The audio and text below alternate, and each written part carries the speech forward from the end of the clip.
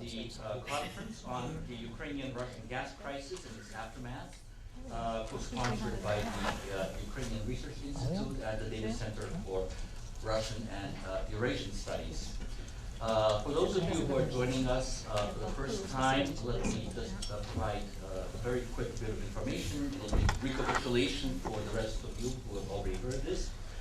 But we've been examining the gas crisis and its fallout in a number of different ways. Yesterday's session concentrated on the economic aspects of the crisis, the actual role of gas itself, the actors and their agendas, the negotiations and the agreement that has come out of it.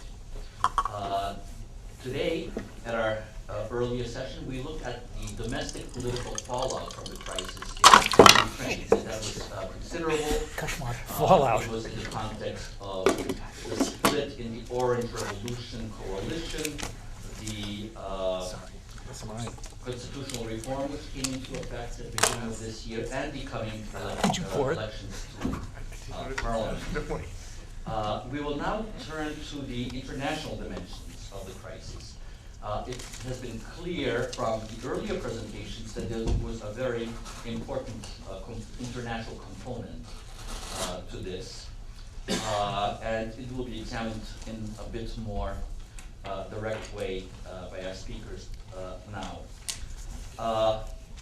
I will be not introducing our speakers more than by their names and titles. Those of you who would like to look at their distinguished records, we have bio sheets, but we prefer to give them more time to express their ideas than to spend time talking about them.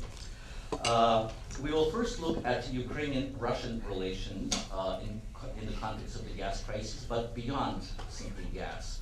And that will include both economic aspects beyond the gas and also other political and maybe even security aspects. The speaker will be Paul Danieri. We will have two speakers who will look at Europe and Ukraine and Europe and Russia in the context of the crisis. John Gillingham, a historian of the European Union, will look at the political lessons that Europe has drawn, and perhaps Ukraine and Russia would be drawing in terms of their European policy. And Dr. Ferdinand Pavel will look at this same set of relations, but from the economic standpoint. Many of you may have perhaps been surprised by the many times that Turkmenistan and Central Asia were mentioned in the context of the Ukrainian-Russian gas crisis. And it is indeed an important factor which will be examined by Dr. Carol Savitz for us. And finally, this overview will conclude with a brief view from Washington, which, although not a direct party to any of these difficulties, certainly plays a role and has its position on many of the issues. And Peter Shell from the U.S. Department of State will provide that perspective. As in the previous sessions, we will have comments from a Ukrainian practitioner, until recently Minister of the Economy of Ukraine, Mr. Sergei Taryakhin, and prior to that, a long-term member of Parliament, and probably again a member of Parliament after the elections in March. We will have a discussion following that for as long as time allows, and at the very end to dot the I's and cross the T's and put things in perspective in a synthetic way will be Dr. Oleg Kapralishna of the International Monetary Fund. And at the very end, I will ask my colleague, Margarita Baltmaseda, and the director of the Data Center, Professor Timothy Colton, to say a few words. So let me start by asking Professor Danieri. Thank you, Lubko, and thank you also, Margarita, for inviting me. It's been a very interesting 2 days. And I'm afraid that a lot has been said, and I'm not sure how much I can add, but I'm going to try. One of the things I want to talk about is perhaps to focus on what we don't know that we would like to know. But essentially, I want to try to get at two questions. One is, what's driving Russia's policy in the big sense, and the other is, what's driving Ukraine's policy. I think we've talked about these in various ways, but I want to ask the question that way. So first, what's driving Russia's policy? What prompted Russia to take this step at this point in time? And asking the question, I think, highlights how little we know about Russian foreign policy. Where did the idea originate? In the foreign policy bureaucracy, outside of government somewhere, in a firm? Where did it originate? By what process was the decision made that okay, beginning of January, we're going to cut off the gas and start making threats? What institutions and what actors were involved in evaluating the policy, and so on and so forth? What factors were considered? What was seen as the goals to be considered in evaluating whether this was a good idea or not? What were the criteria by which it was evaluated? And what were seen as the liabilities? What were the dangers? When it was all said and done, was it seen as a success? There's certainly been some expressions in the Russian press to that effect, but we don't necessarily know how it was evaluated or how it is evaluated by the people who actually made the decisions. And I think, leaving aside the Ukraine-Russian gas crisis, if we took any other major question in Russian foreign policy, we'd be in a roughly similar situation. Our understanding of the sources of Russian foreign policy is based primarily on informed speculation, which is what I will proceed to give you for the next few minutes. There's almost no rigorous research driven by even a loose definition of social science on Russian foreign policy. There's, like I said, almost none. There are a few, but it's quite amazing compared to what existed back when we were dealing with the Soviet Union. So I think we must recognize that we're speculating and conjecturing. At the same time, we must speculate. We've got to try to answer these questions, and there are some good reasons why it's difficult to do this kind of research. So with that in mind, I'll try to make 3 points about what's driving Russia's policy. One is, I think we've seen a shift in Russia's goals regarding Ukraine. The primary goal, or the immediate goal, has shifted from the sort of good old-fashioned imperialist notion of controlling Ukraine, controlling the post-Soviet space, et cetera, to a more immediate goal of discrediting the Orange Revolution. Discrediting the Orange Revolution, both because it contributes to other goals in Russian foreign policy, which I'll get to, but most importantly, because of the fear that the Orange Revolution means something for domestic change in Russia. And one way to head that off is to discredit the Orange Revolution itself. They're doing a lot of other things to discredit that notion as well. We also, and I'm not saying anything here that you don't all know, we continue to see a close interaction between Russia's foreign policy and between the commercial activities of Russian firms. And that's a relationship that Margarita has already talked about, and others have. I think that needs a great deal of attention as well, because it's shifting over time. It's not always been the case that what the Russian government wants, the firms just do, or what the firms want, the Russian government does. There were times clearly in the 1990s when there was tension, for example, between the government and Gazprom concerning exactly how things were going to be done.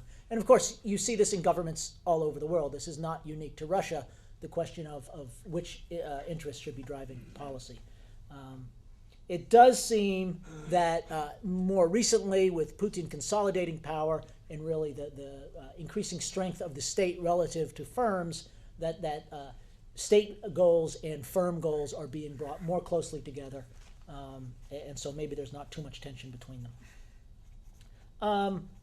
Third, I would say about goals, there's a tension in goals now between the goal of linking Russia closely to Europe and becoming a sort of normal European country, as exemplified by taking the leadership role in the G8, and the goals of domestic control, that is the de-democratization of Russia, and expanding Russian influence in the former Soviet Union.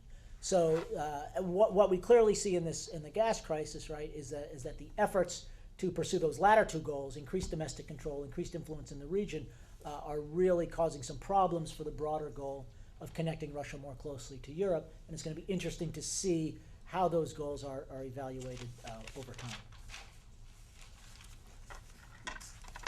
So let me move on. Those are very general remarks, and I'll be happy to expand more upon them if you have questions. But let me move on and talk about what I think is driving Ukraine's policy toward Russia, which we've also heard quite a bit about, and I'll just give perhaps a slightly different interpretation, or maybe not, than others have given. I think we have to make the same disclaimers about what we know about Ukrainian foreign policy as I've already made about Russia.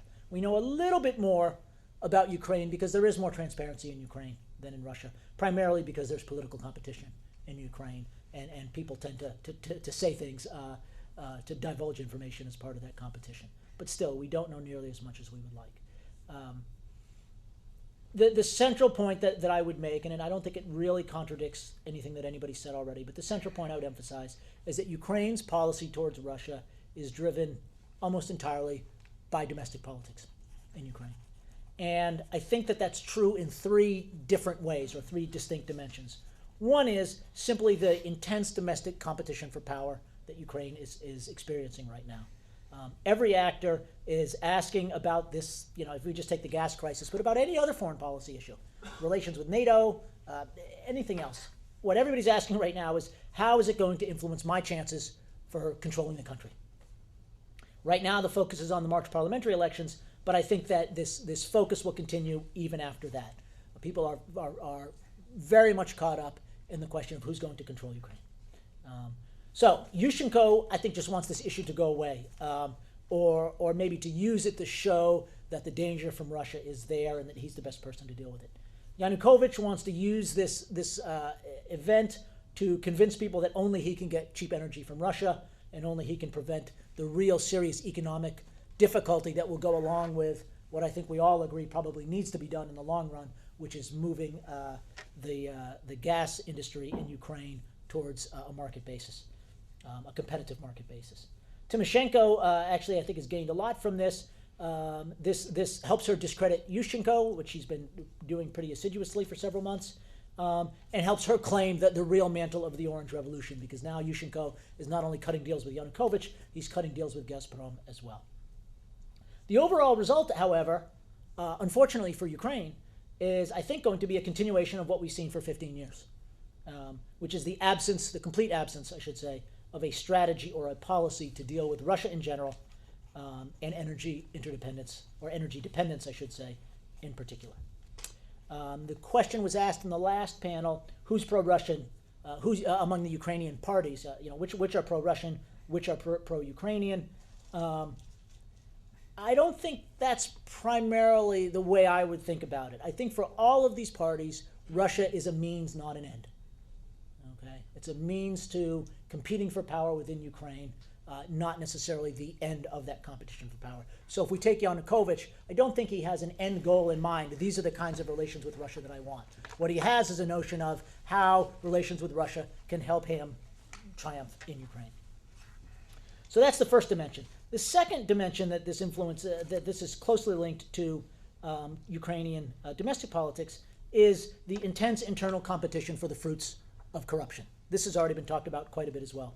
Margarita laid this out, Roman Kupczynski laid this out, and Ferdinand Pavel laid it out.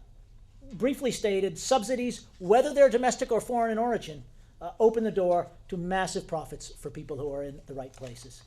That is namely, right now, this Rusukrenergo.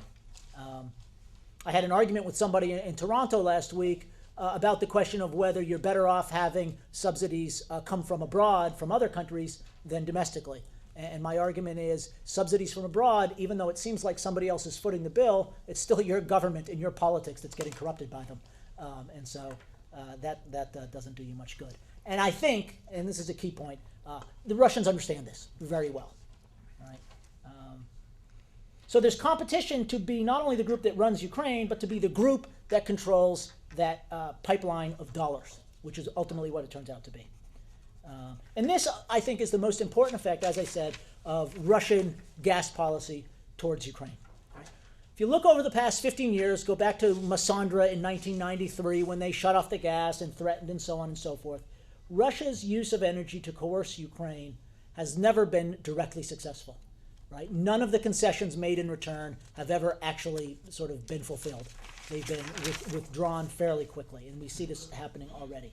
Russia's use of energy subsidies to corrupt Ukrainian politics has been a huge success. Whether it's directly intended that way, we can debate. My guess is in the beginning it wasn't, but I think now they recognize quite clearly what they're doing. It's been a huge success. And especially as the goal of undermining the Orange Revolution becomes more important in Russia, the ability to corrupt the government is more useful than ever. Okay. Thirdly, and this follows from the first two, there's the question of can Ukraine move more close to Western Europe, to NATO, to the EU, and so on.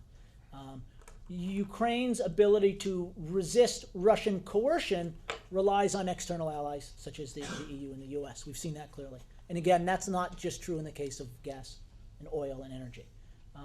But in the long haul, if Ukraine is really going to chart a separate course, it's going to have to become economically and politically much closer to Western Europe, integrated in some fashion or another. I don't think we should talk about EU membership per se, because I don't think it's on the cards, even in the long term.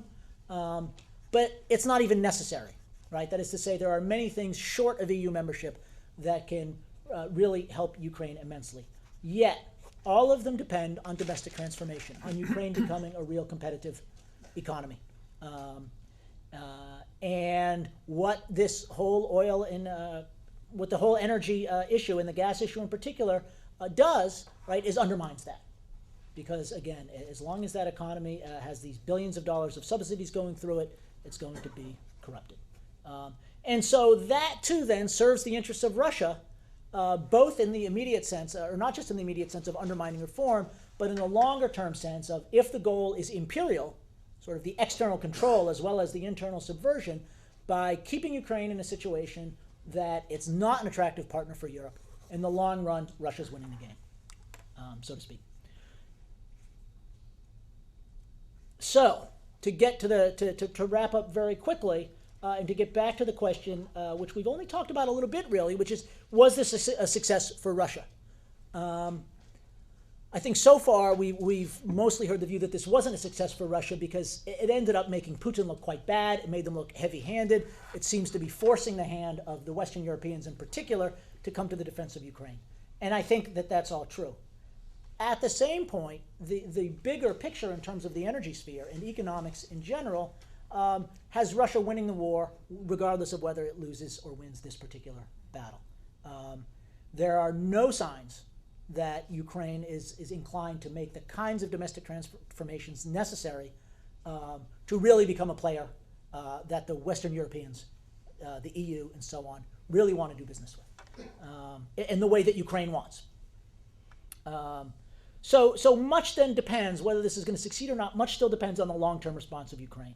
Does Ukraine respond by saying, we have to think of a direct course towards marketization, towards something like market prices for all this stuff, getting the government subsidies out of the gas business, or not? It also is going to depend to some extent on the long-term response of the European Union. The short-term response seems to be the idea that the European Union recognizes that Russia is not such a reliable partner and needs to make other plans. It's not obvious to me that that is a good thing for Ukraine, because many of the alternate plans can be start building pipelines that don't involve Ukraine. If it's about diversification of sources, which is what any smart consumer would be doing, as Western Europe moves to diversify its sources, including transit routes, Ukraine's position will likely weaken, not strengthen. And the good news, sorry, you're going to have to wait for another day for that. I don't think there's anything good, really, for Ukraine that comes out of this. If I were an optimist, I'd say this is finally the jolt that's going to get Ukraine to recognize the link between its politics and its foreign policy. You can talk about joining the EU all you want. You can talk about being independent of Russia all you want. It's not about foreign policy. Those things, those goals are driven by domestic policy. But I don't see any signs that that's going to happen. Thank you, Paul. Well, those last remarks concerning the EU and Europe lead us directly, I think, to our next speaker and his topic, and that is Professor John Gillingham, to look at Europe and the European-Russian gas crisis, the political lessons. Well, thanks, Lubko. You've heard Paul Danieri tell us that we really know nothing about Russian foreign policy, and he's offered some intelligent speculation. I'll offer you Speculation, at least. speculation. I'm going to offer something different. It's called unintelligent speculation. I think that, as an historian, we might look back on this episode as a blessing in disguise. In kind of pushing for this thesis, I'm going to just touch on issues that have been dealt with at greater length previously, and maybe say a few things about the EU that you haven't heard yet, and you might want to find out about. Clearly, the ramifications of this crisis are very broad. They're going to influence the coming election, probably more in the next few weeks than we have seen it in the past, and that in turn is going to have a profound impact on the domestic politics of Ukraine for another 5 years. The repercussions for the Ukrainian-Russo relationship are also far-reaching, and they've been touched upon at many different points, and I won't say anything further about them now. But the January crisis, as I see it, is merely an episode in a much more powerful long-term trend. And you might want to summarize it by saying, the Russians are coming, the Russians are coming. I would say the Russians have arrived. We're seeing the power of energy pricing work its way through politics. We're talking about the emergence of a potential gas Saudi run by a powerful and confident leader with massive superpower ambitions. Europe is dependent and vulnerable. I won't go into the economics of this at any length because we've got someone who actually knows what he's talking about on the subject. Simply to say that Europe depends upon Russia for about 30% of its natural gas. Gas consumption is growing at a rate of 3% annually and expected to increase. The British reserves of North Sea gas are depleting at a much more rapid than predicted rate. According to A.T. Kearney, the consultancy, by 2030, Europe will depend upon Russia for 2/3 of its gas consumption. So this is not a problem that's going to go away. It's only going to increase in the future. We can take a look at the demand side. It's perfectly obvious that the rise in energy prices is demand given. There are no more oil reserves. The increase in gas reserves over the next 10 to 15 years will probably not keep up with the rising demand worldwide. So that what we're seeing in Europe is part of a larger problem that probably will be with us in at least a decade to come. That's the economic side of it. How about the political side of it? Not accidentally, on the 11th of January, in the Wall Street Journal appeared a statement by the Vice Prime Minister and Defense Minister of Russia, Ivanov, that encapsulates the main themes of the military development plan of 2006-2010.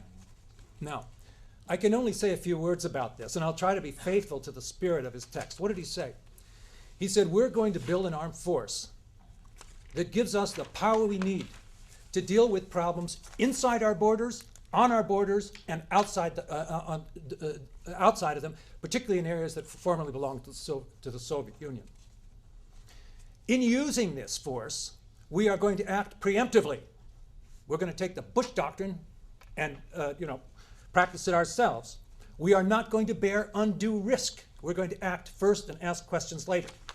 The purpose of this strategy is to protect Russia's borders and its vast natural resources, the resource base, which is crucial to its future. And to that end, they propose building a rapid reaction force.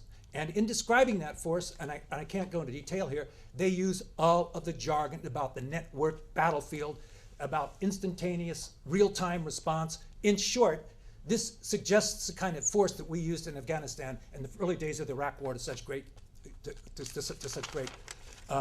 effect. A rapid reaction force. It's important to point this out.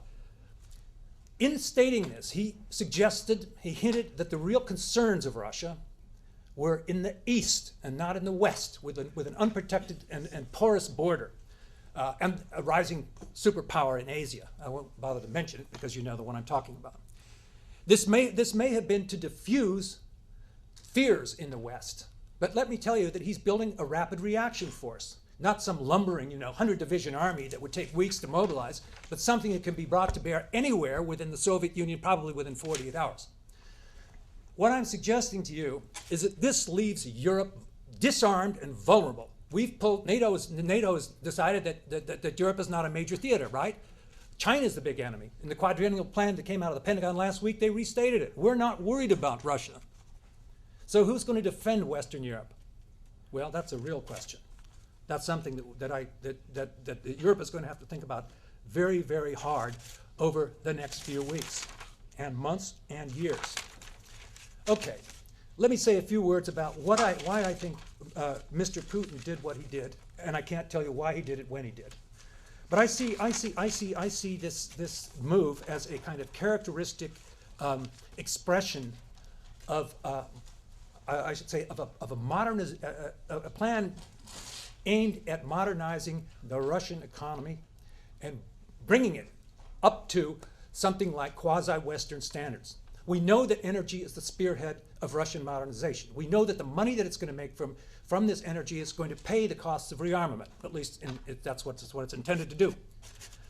But I want to suggest to you that one of the reasons for this is to break with the tradition of supporting oligarchs and paying for corruption, because that money does not go into the Russian budget. And this is an enormous amount of money. Gazprom pays something like 20% of the Russian national budget. They want more because of their building program. And they're prepared to make sacrifices to get it, even though that may involve hurting their allies in Ukraine, right? Chiefly those who consume the gas, the party of the regions, people of the East, Russian speakers.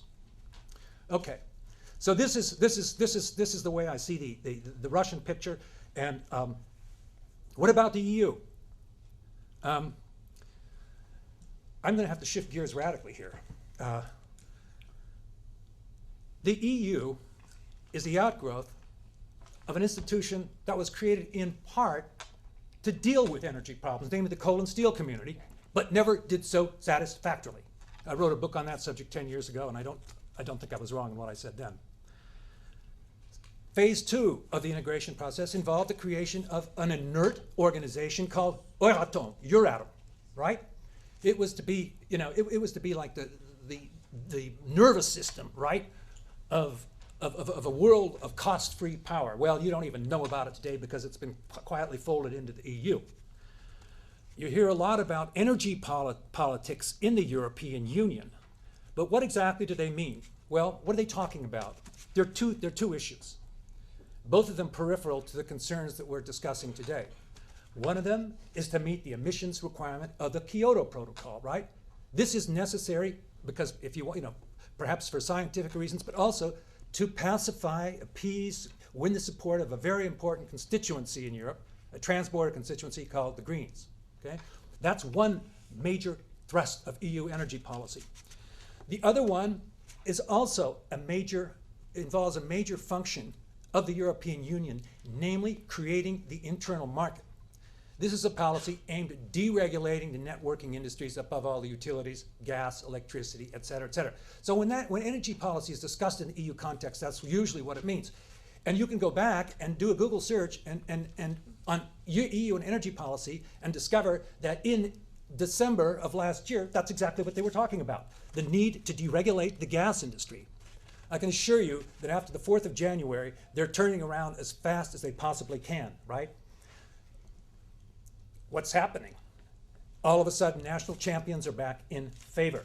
The Italians want them, the French have got them and don't want to take them apart. It will involve a fundamental change in the way the EU operates. The creation of the single market, right, based upon ending monopoly, has taken a real blow. Okay, so you can see that this crisis caught the EU, as I put it once, both caught it flat-footed, but also navel-gazing. Navel-gazing because the EU is supposed to be concerned now with the impact of the two rejections by the French and a day later by the Dutch of the proposed constitution. This was supposed to have triggered a period of reflection, initially of 6 weeks, then later of a summer, and now, according to the Speaker of the European Parliament, scheduled to extend into next year. What I'm saying here is that the EU has lost its balance. It's lost its purpose. It doesn't know what it's going to do. It doesn't know how to proceed. And the machinery that is necessary to implement policy operates in a faulty manner. Now, I've got a forthcoming book out on the subject. I won't bore you with it now, and it's not on display in the back because it isn't yet between two covers. The EU then is in a kind of a midlife crisis. Let's hope that it's not that it's nothing worse, that it's not terminal. The question that I want to raise here is how can it be expected to deal with the energy crisis, and how does Ukraine fit into the future picture? Enlargement is still on track, but just barely. This is the one accomplishment of the British presidency, and I won't go into these arcane descriptions of EU institutions of the second half of last year. The British essentially couldn't do anything except assure that Turkey continued to be eligible for eventual EU admission, and as a kind of corollary to that, quickly signed off on advancing the accession process of the Balkan nations. So this was the most hopeful thing that happened from the Ukrainian standpoint. So enlargement is still on track. There is hope eventually of Ukrainian admission. How about energy policy? I think it's very unlikely, given the patchy history of past EU energy policy, and given the recent setbacks of the integration process, that they will find a wherewithal to come up with an overall scheme, or to develop an institution that could implement one. I can't go into this. We have an economist here, but the energy positions of European countries are very different. Their energy policies are very different. You see, France is 80% of its power is nuclear. Other places, the Greens, they have a lot of wind power and so on and so forth. All very different resource bases and so on and so forth. To come up with a policy that's going to have any meaning at all will involve kind of trade-offs that the EU cannot make. So there will be no successful energy policy at the EU level, which does not rule out the possibility of reaching it by some other transnational mechanism that might itself grow out of a prolonged energy crisis. So we're not going to see an energy policy. What we may see is the end of the attempt to deregulate and advance the single market. We may see that the pro-green attitudes of the European Parliament and to extent of the Commission will be replaced. But will end, and a more, let us say, a hardline, realistic approach towards energy policy will develop as a result of a growing appreciation that Europe faces shortages. But these are general sorts of statements, and they leave the basic questions unanswered.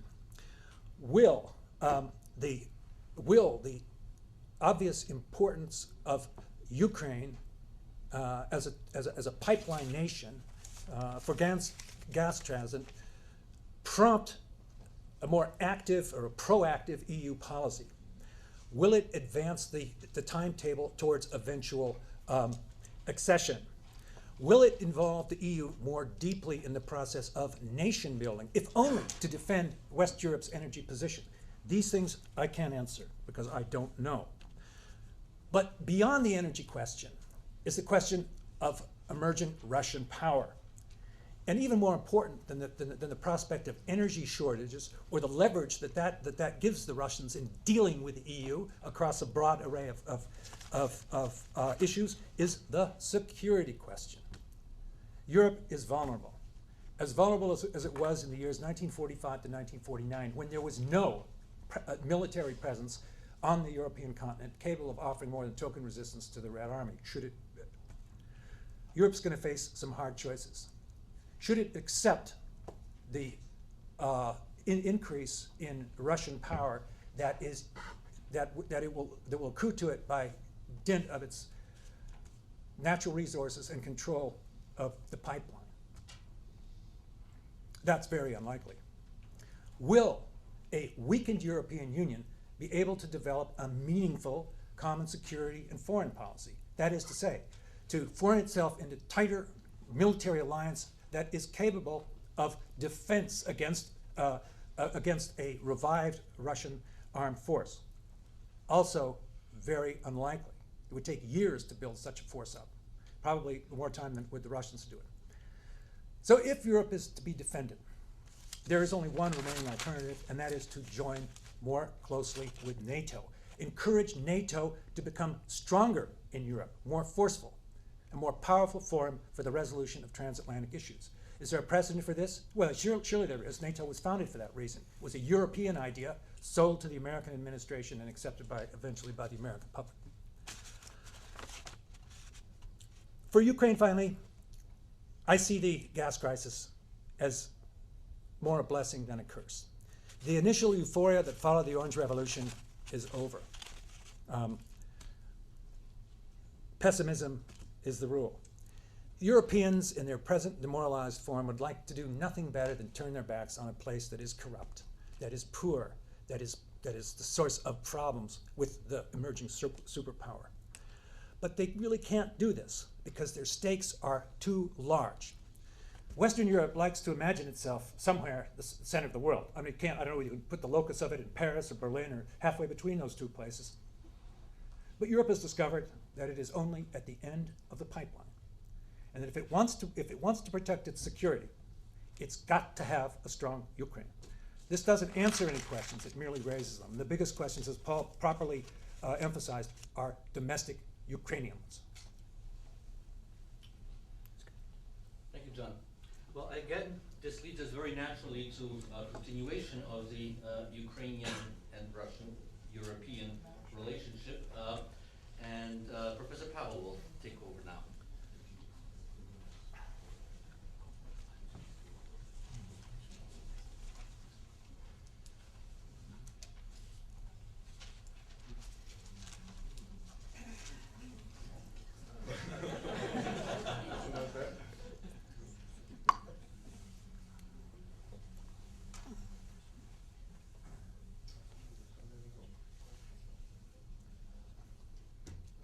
Thank you very much. The first thing I have to say is I don't deserve the professor. I'm working on that, but just I'm working on it. The second, I'm afraid I will be a bit in contradiction to what we just heard. I'm an economist, and I believe in figures, and I think that there's always a lot of political struggle and a lot of political strategies and games and fog that is created. But at the end of the day, what drives developments is the sort of fundamental issues. And like we heard it yesterday from Professor Marshall Goldman, who cited Putin as saying, the dog is barking, but the caravan moves on. I do believe that the economic fundamentals could potentially stop the caravan. That's what we're going to have a look at. What we see now politically, this is barking, and so I'm going to give my assessment now of whether the caravan would stop or not. And there's 2 points that I will make. The first one is that Russia's importance as gas supplier to the EU is overemphasized. With the EU, I mean here not the continent of Europe, and I also don't mean the EU 25. I mean the EU 15, and that is in terms of the gas market, that's essentially Germany, it's Italy, it's the UK, and France. And all the other markets are relatively small markets that can be served with gas because the pipeline is there, but the reason why you build a pipeline and the revenue, the profit you make from having this pipeline is because you serve the big markets. So also these big markets are the ones where prices will be set. Well, and then for this first point, the second one, for the Russian and Ukrainian position. Now, leaving aside the political struggles, and they may change in 5 or 10 years' time. We don't know who's going to head Russia in 10 years, and we don't know who's going to be the president of Ukraine in 10 years, and what sort of country Ukraine will be in 10 years. Leaving that aside, economically, the only thing that makes sense for them is to join their measures, to join their activities on this pipeline. And if they succeed so, then this would be also in the interest of the EU. So this should also be the driving force for the EU. Why, now coming to these points in more detail, why is Russia's position overemphasized? The first one is, if you just look at how much does it cost to supply the European Union with gas from its different sources, you kind of wonder why actually does Russia have these large shares that we see. What we have here is, this is currently the existing gas field in Russia that is supplying the European Union, and we see supply costs. This is always costs in US dollar per 1,000 cubic meters. They're in the area of $90, $95. This is estimates, of course, and this particular estimates are from a study financed by the EU and conducted by a French institution. The figures, we shouldn't take the absolute levels, is something you can always discuss, but the difference between the different sources, the different supply sources, this is some of the driving forces. And one of the determining things is the distance, the length of the pipeline. And now we can see that this is a really long way, all the way from Siberia to the EU-15 border. There is then the alternative, the Yamal gas field, which will be necessary to develop if all these projections that we heard of like future supplies from Russia, if that is, if they should be able to supply all this gas. From the Yamal field, there is this famous Baltic Sea pipeline with about this way and extremely high supply costs. And going through the standard route, which would be the Yamal pipeline that is going through Belarus, it is also in the area of 90. Now, if we compare this with, for example, Norwegian supplies, the Norwegian supplies come at a lower cost. And the Norwegian reserves are not that plenty like the Russian ones, but they are still sufficient to satisfy the energy needs, part of that, until, say, 2020, 2030. Then we also have other supplies. Algeria.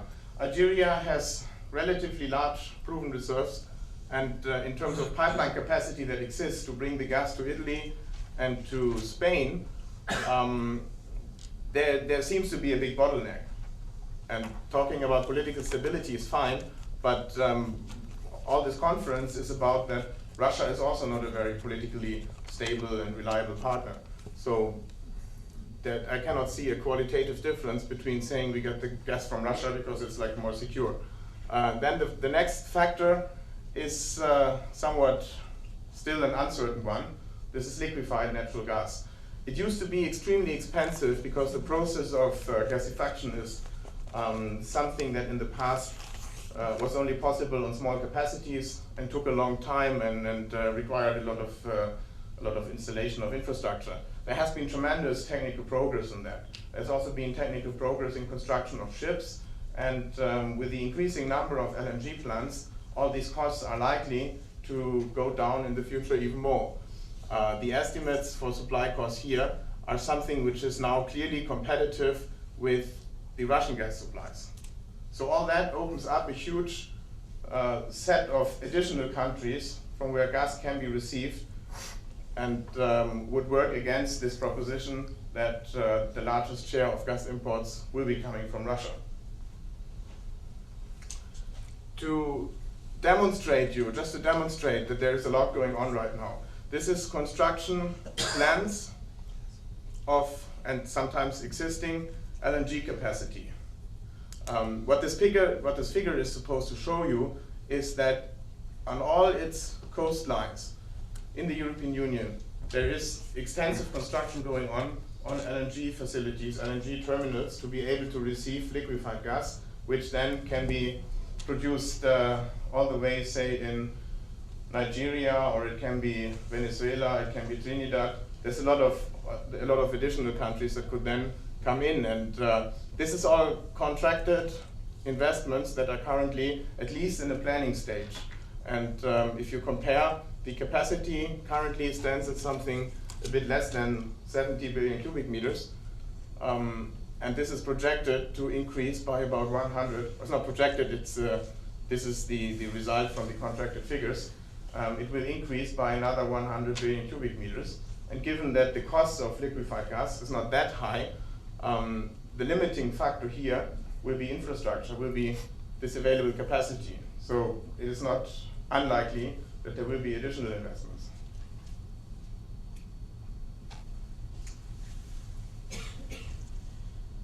With this in mind, the next statement would be, well, Russia's share in the gas consumption of EU15 will remain at its current level, at something like 20%. This makes Russia a very important and one of the biggest suppliers, but it will not be the pivotal one.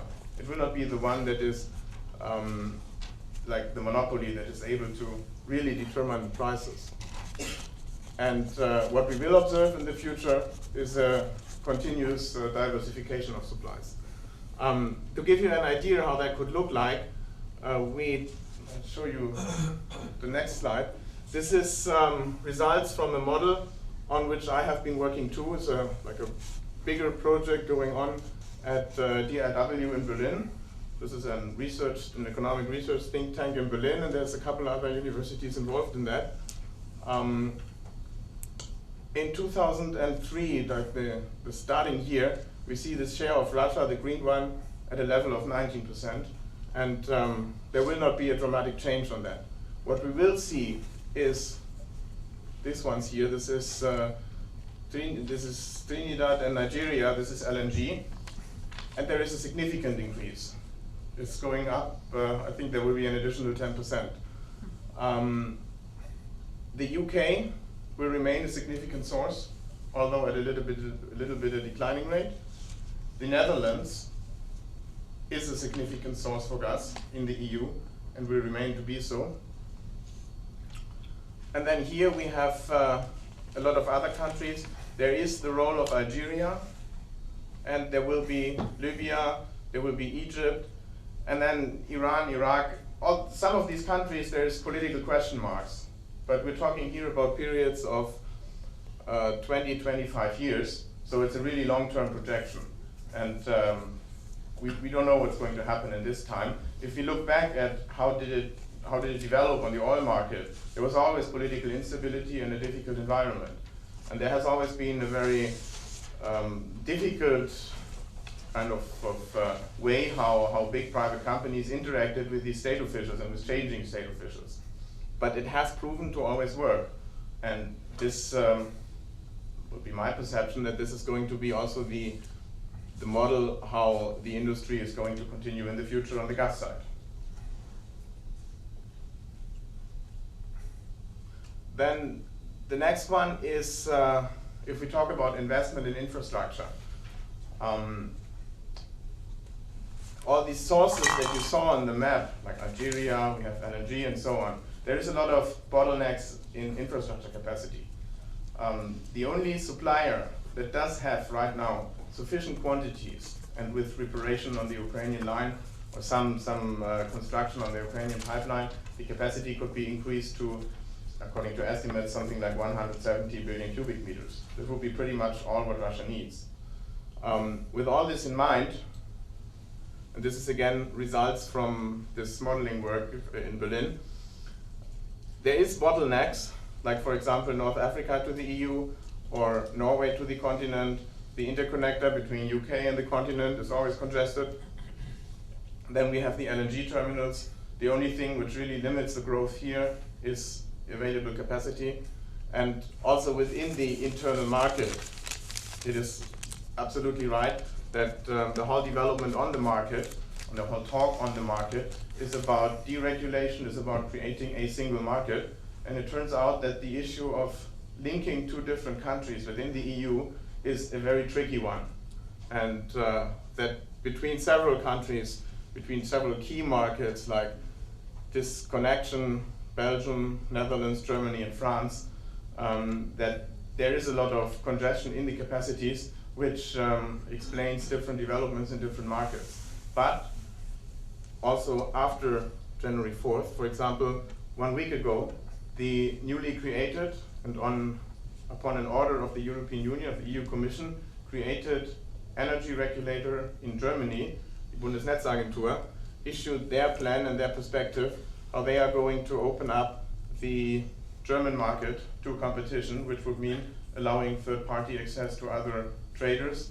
And by October 2006, the German household consumer, the small-scale consumer, should have the possibility to choose a gas supplier, which is, in the German context, an absolute revolution.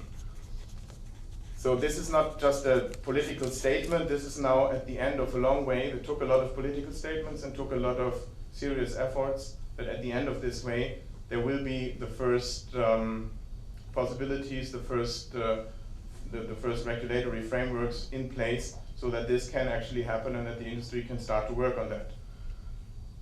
What all that means is that if there will be a capacity constraint for like some politically motivated shortage in supplies from Russia, there will be the possibility to make this up by, could be African gas, it could be gas from the Middle East, it could be more LNG, or simply more gas from Norway. So overall, European strategy, it's not European strategy, is the way how the business reacts, given that the EU Commission opens up the market and continues with a very strong policy on deregulation. The way the industry reacts is by having more different sources, Africa, LNG, using more Norway, and so on. And from all that, the conclusion of the statement for the first point would be what we see in the aftermath of the January 4 agreement and the gas conflict, the gas crisis between Ukraine and Russia. What we see from the side of the EU is political barking. The industry itself is not that much concerned about what we have seen here. They're very much concerned, for example in Germany, they're very much concerned about the regulator who wouldn't allow them to sign long-term contracts with Gazprom anymore. And surprisingly, Gazprom very recently turned out to say, actually we don't really want that our partners in Europe, that they sign these long-term contracts. We could also live without it.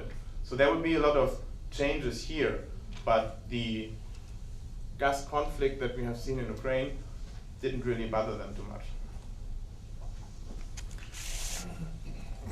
So with this in mind, what would be for Ukraine and Russia, what should they do? Russia does have the problem that they face increasing competition on the European market. There will not be this convenient position that you sign up with one supplier, 20 years contract, take or pay, which means you deliver the gas and whether they can sell it on or not doesn't matter, they have to pay. This position will be changing. So Russia should be increasingly aware of its cost problem. And the Yamal gas field that we have seen, which is very essential to be able to satisfy all these expectations that everybody has in Russia as a gas supplier, the Yamal developing this gas field requires extensive investments. And all that has to be financed. Whether they build the Baltic Sea pipeline or not, it has to be financed. And someone has to guarantee that there will be a sufficient return. And that will be difficult. So what, from the Russian side, what they should do, what they should seek, is to make their costs as low as possible. And that also means, rather than wasting resources in expensive bypassing routes, they should try to get agreements with the countries they are working on. And as an economist, the useful model, the useful way how this could work or should work is by having a joint consortium which is operating that. It shouldn't be the concern of the state. The government shouldn't be involved in energy pricing because this is for industry, for private people who have their money at stake, rather than for a government operating on public money. On the other hand, the government has a responsibility because it's a valuable asset and it's a profitable asset. So the way out of this dilemma could be a concession. A concession contract that guarantees Ukraine a revenue, sufficient revenue, higher than the current one, linked to the actual quantity going through the pipeline, separating the pipeline completely from domestic demand so that there cannot be these complaints that gas has been stolen and taken for domestic demand. Then if this is a pure transit pipeline, it's very easy to measure the pass-through of gas through this pipeline. And with all that, it is possible to define a contract which makes Ukraine better off than it is right now, and to guarantee that both benefit. The way they benefit would be the transit fees go down because it's simply then cost-based, and the profit comes through higher quantities which they can achieve, because if they get their cost, their supply cost to Europe down, then it is possible to deliver larger quantities. We did some model work on that in Ukraine. This was with the German advisory group, and it was 2 years ago when they started the talk about the gas consortium, when it got to some height. And what we estimated is, given these demand projections in the European Union, that say by 2020,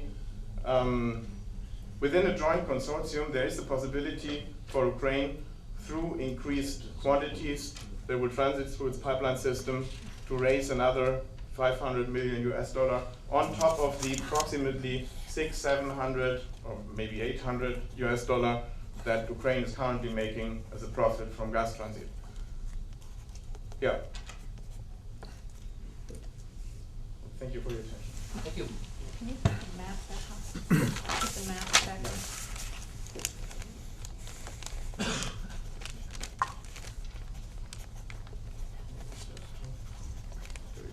Perfect.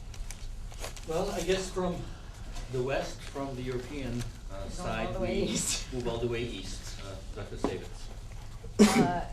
I don't want to repeat what I said yesterday, and because I missed some of the sessions today, I don't want to repeat what other people may have said.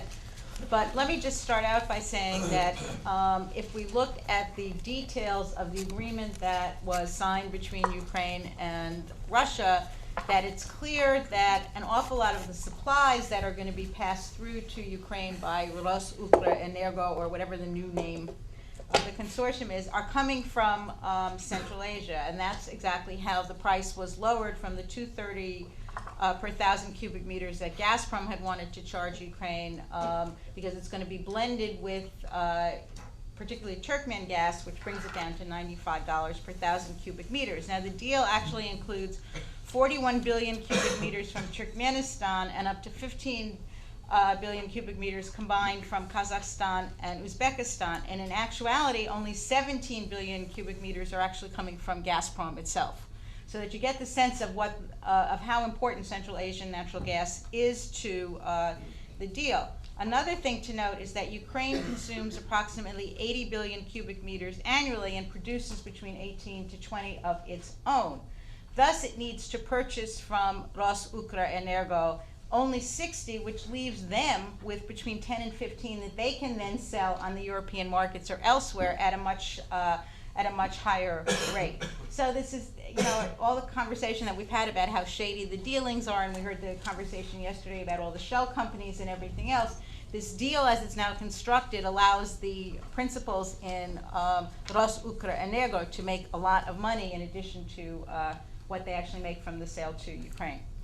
Now, as I also mentioned yesterday, that there's a long history of Turkmen exports both to Russia and to Ukraine, and interestingly enough, in the 90s there was a dispute between Gazprom and Turkmenistan, and in 1997 or 98, I can't remember which, there was actually hearings in the Duma at which Gazprom was upbraided for having charged too much for Turkmenistan and having basically contravened what was then Russian foreign policy to try to, in a very friendly way, bring the states back together. So here we now have this sort of role reversal where it is Gazprom as the tool, or energy as the tool of re-amalgamating the states of the CIS with Russia. Now, Niyazov's, or Turkmenbashi's, complaint periodically has been that he is captured, or Turkmenistan is really captured by Gazprom, because the only pipelines, which are actually not on this map, run from Turkmenistan north.